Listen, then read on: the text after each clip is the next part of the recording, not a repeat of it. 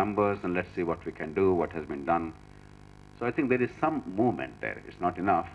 I can see some some heads shaking vigorously. But I'm trying to see the silver lining, because certainly the anti-evasion measures are good, in my judgment, an effort to try and see what are all the assets abroad of individuals and mandatory disclosure and so on and so forth. And this white paper and the tax agreements that now we have with a large number of countries across the world. I think it's a good initial step. And if during the course of the next year, if this is concretized into something very definite, and action is taken at least to protect the future, I don't really know if the money that is stashed away abroad can be brought back. Let's not be over-optimistic. Because unless we have the investigative capability, it's not merely a question of political will alone, that's necessary, of course. Unless we have very high, robust investigative capability, unless we demonstrate with reasonable efficacy that, yes, these assets are stolen from this country, we will not get them. To assume that India will be able to reach that position immediately is a little unrealistic. But while that is an important issue, in a growing economy, rapidly growing economy, if you protect the future, over a period of 10, 15 years, that itself will have a significant consequence. Therefore, a beginning must be in both respects. One is to unearth the stolen assets and bring it back. But more important is to protect the future so that there's no further incentive now to transfer assets abroad, or there is a very strong penalty for such transfers. And I think with today's technology, and if you really care to do something, and with the public mode, it is possible. It is realistically possible. Don't expect the moon, but some serious beginning could be made. What are the negatives? The greatest negative is in terms of anti-poverty. Successive governments of all political parties at national and state levels have no idea how to combat poverty. Or they have an idea, but they don't want to combat poverty. They want to pretend to combat poverty, but perpetuate poverty, give freebies to the poor, use them as vote banks cynically, but without changing the situation. Whether it's Employment Guarantee Act or the 100 other freebies that we talk about every day, they are not aimed at combating poverty. At best, they are aimed at reducing the rigors of poverty to the chosen ones for the time being. But they're not really giving them the capacity to earn an income, capacity to stand on their own feet. Poverty has never been eradicated anywhere in the world without addressing four sectors: agriculture, education, healthcare, jobs and skills. On all four, this budget is very feeble. Agriculture, a lot of talk. One general rule of all finance ministers in the world is, if you plan to do very little about something, you talk a great deal about it. So they talk pages and pages without any substance, hoping that somebody will fall for that, and most people do fall for that. But we must go a little deeper. Merely because you increase the agricultural credit to 572,000 crores, it will not improve agriculture. We simply don't have a proper credit system in the country. But more important, agriculture will be enhanced only when you liberalize agriculture, only when you allow the price signal to operate, only when you allow the free trade to operate within the country and across the world, only when you allow value addition in agriculture. And of course, the whole infrastructure required post-harvest, whether it's transport or storage and cold storage, and a very robust retail infrastructure network. On all these, there's absolutely no indication. Take, for instance, oil seeds. I don't know if you're aware, 50% of the cooking oil that we all consume in this country is imported. For one of the largest economies in the world, a country dependent heavily on agriculture, half of a vital food product, 50% of the cooking oil, is imported. We are the largest importers of cooking oil in the world, 9 million tons. About 9 to 10 billion dollars per annum. The minimum that the government could do is to impose a reasonable import duty of 10%. I'm not even talking about a very punitive duty, a 10% duty, and transfer that money raised as import duty to the farmers to raise production by giving a better price signal and make India self-sufficient. It's a win-win-win for everybody. What is happening today? The exporting countries like Southeast Asian nations, they have now imposed an export duty. Almost no country imposed an export duty. They realize that India has to import, it's an obligatory importer. India is stupid enough not to impose an import duty, and therefore they might as well collect a revenue on that. They're now making money on that. It's absurd.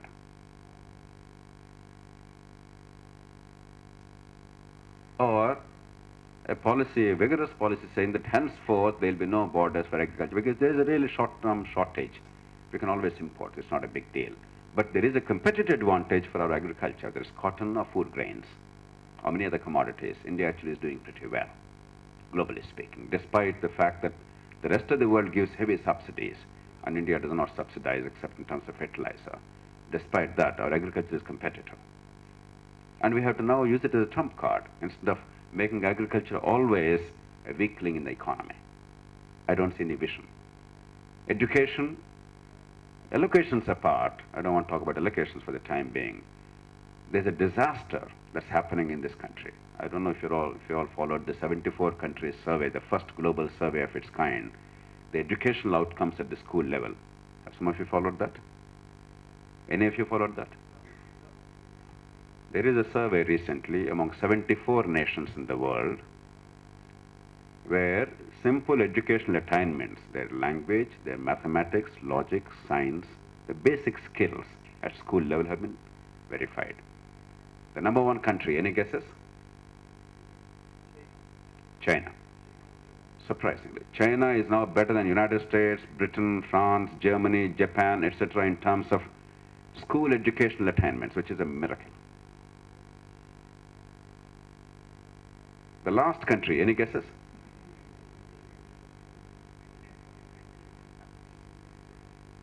We are last but one. No. We are lucky that there's a country called Kazakhstan. They are the 74th in the world. India is 73rd. All of us pride in the mistaken belief that we have a large technical manpower pool. Rubbish. This is the reality. We are 73rd in the world. I'm talking of simple school education attainments, arithmetic, reading skills, basic logic, elementary science. This is India.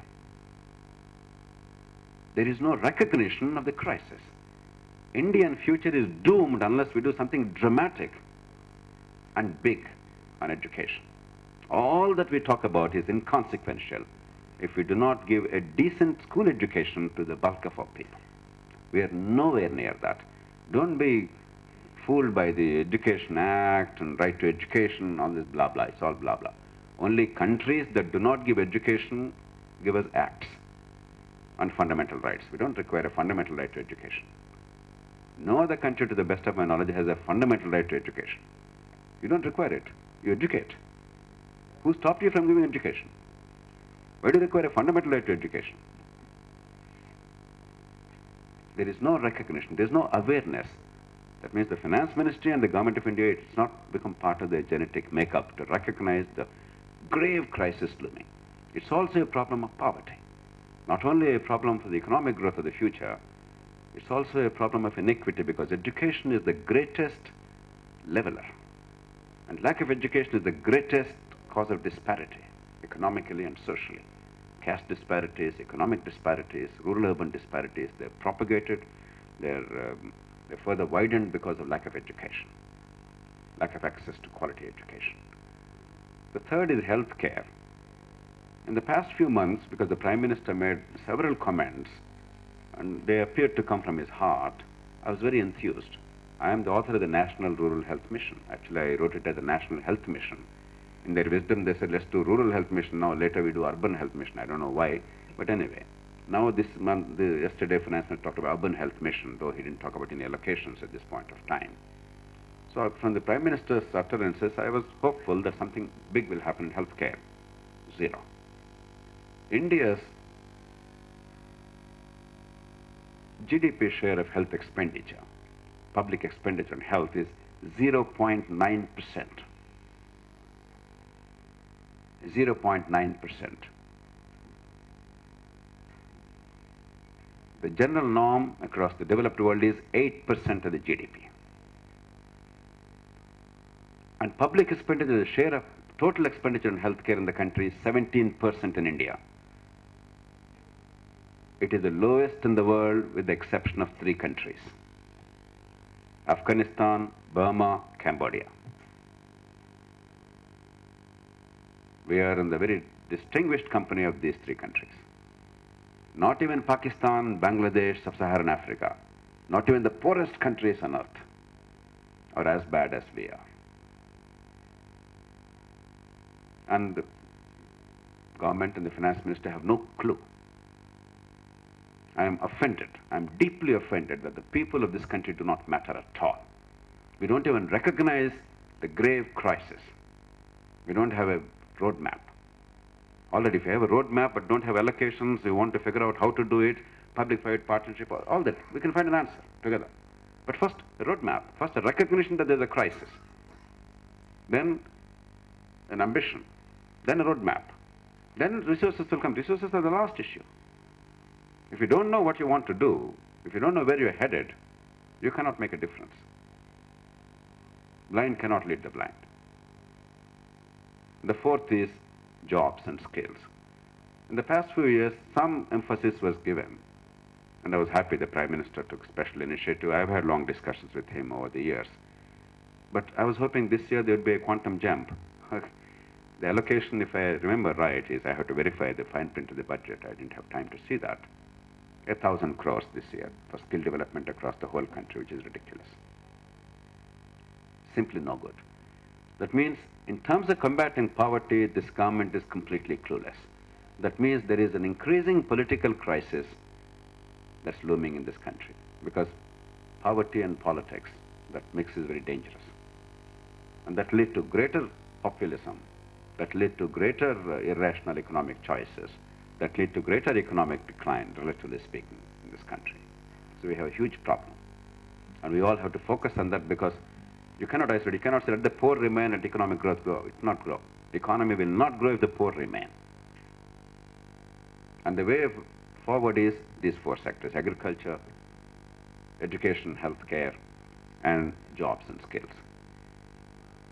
The broader canvas of reform, what we ordinarily refer to as economic reform, obviously there are problems. Like retail, the finance minister at least talked about it, that they're working for a consensus, and hopefully they'll achieve that.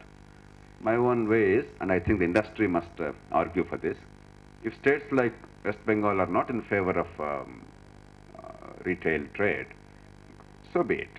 Let the states decide. Let the government open it up, but give the states the veto right in that particular state. But let not Andhra Pradesh or Maharashtra or Gujarat be held back because West Bengal doesn't want it. It's none of their problem. If they don't want retail chains in their state, fine. Let them protect all the mom and pop stores. If AP wants retail stores, fine, so be it. Then at least we'll keep comparing. After 3-4 years, we'll see what's happening in other states and what's right will happen. It's not because I'm greatly fond of foreign investment. It's because unless you bring in retail chains, whether Indian or Western, is inconsequential to me. But in a big way, you will not have the logistics chain, the supply chain. You will not really compress the market chain. There will be always this arbitrage between the producer and the consumer. Inflation keeps mounting and the producers keep getting very low incomes. And it's a terrible situation. There will be a lot of wastage. And there will be tremendous incapacities in our system. So, for all these reasons, we require that.